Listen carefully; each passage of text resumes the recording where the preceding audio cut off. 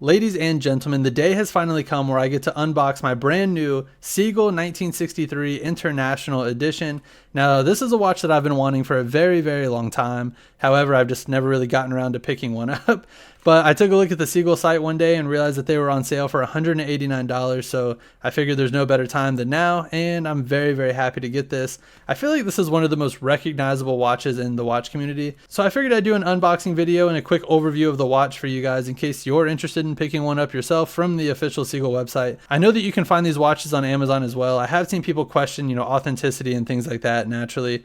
I do know that Seagull has an official store page on Amazon. So if you want to go the Amazon route instead of the official Seagull website, I would just recommend going to the Seagull store page on Amazon and ordering it from them. So that way you're actually getting it from Seagull themselves. With that being said, let's go ahead and get into it. As you can see, it comes in this pretty basic cardboard box, just big enough to fit the actual box of the watch. Now, the reason this is already open is because one, I obviously wanted to verify I got the correct watch, but it also came with, a little bit of damage to the box, and I wanted to make sure it didn't damage anything inside, but all good there. So let's go ahead and pop her out. And I absolutely love these red boxes. They're very reminiscent of, the time period and the area from which these watches come from. I also have a CCCP or a triple CP. I'm not sure how people really say it. I have the Golden Soviet Submarine, and obviously both of these watches are reminiscent of that time period. Obviously China and Russia both have that heavy Soviet influence that comes with their political climate. And these boxes feel very reminiscent of that time period, and I absolutely love these types of boxes. But let's go ahead and pop this open here. Go and get in here and try not to damage the box as I proceed to probably damage the box.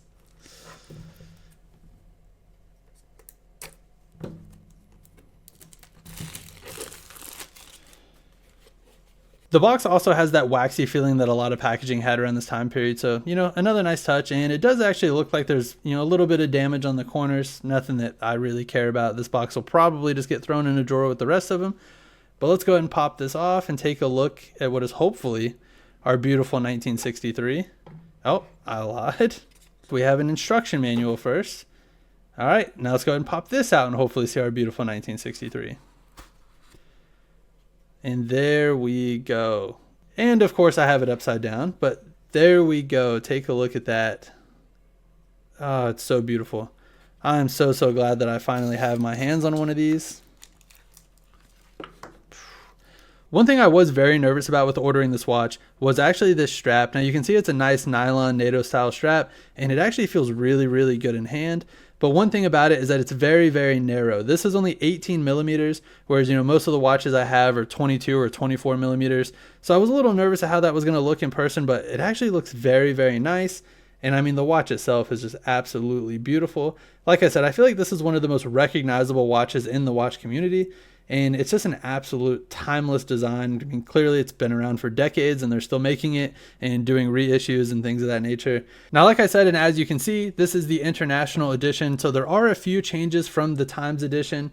The first being that the case back on this is going to be transparent so that you can see that beautiful movement in there. And that's actually one of my favorite things about this watch because you're getting a very, very nice automatic chronograph for around that $200 mark. And while there are some other really nice automatic watches like the Seiko 5 out there for cheaper or in the same price range, I mean, like I said, with this absolutely timeless styling, I mean, you can't really go wrong with this, right? Let's go ahead and get this plastic wrap off the watch. That way we can take a better look at it. As you guys can probably tell, this is my first unboxing video. So things are going to go a little rough, of course. There we go. Now look at that. Absolutely beautiful.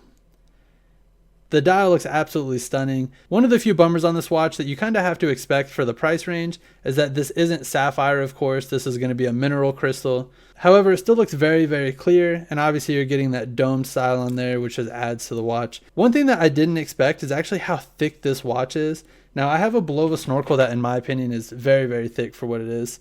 And I mean, look, they're about the same, if not maybe a little bit thicker. No, they look about the same.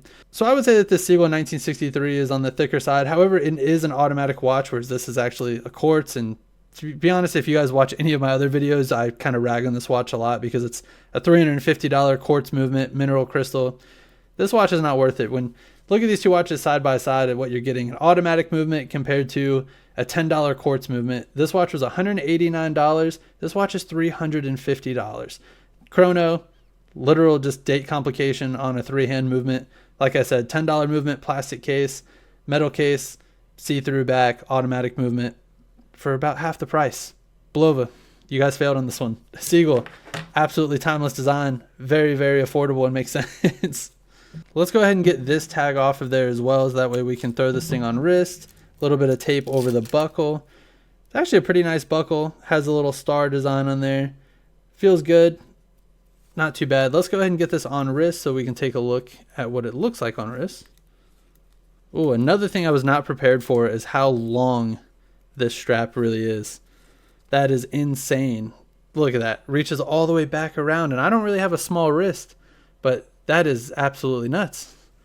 I don't even know what you do with that extra slack. I guess I'll have to tinker with it. Maybe you roll it back through. I'm not too sure. Anyways, looks absolutely stunning. Like I've said probably 100 times at this point, but I absolutely love this watch. Now, as far as all the packaging and stuff goes, it's nothing that is going to absolutely blow your mind, but it doesn't really have to be, because I think with a watch like this, you kind of know what you're getting.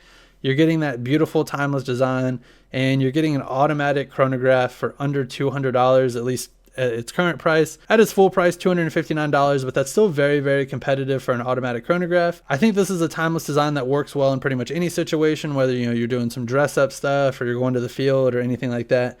I think this watch is kind of a jack of all trades, and like I said, it's one of the most recognizable watches in the watch community, so it's definitely not a bad one to add to your collection. If you guys have any questions, comments, and concerns, obviously leave a comment down below. If you guys wouldn't mind, please like the video. It helps me out massively, and consider subscribing for some more watch content. But until next time, guys, I'll be seeing you.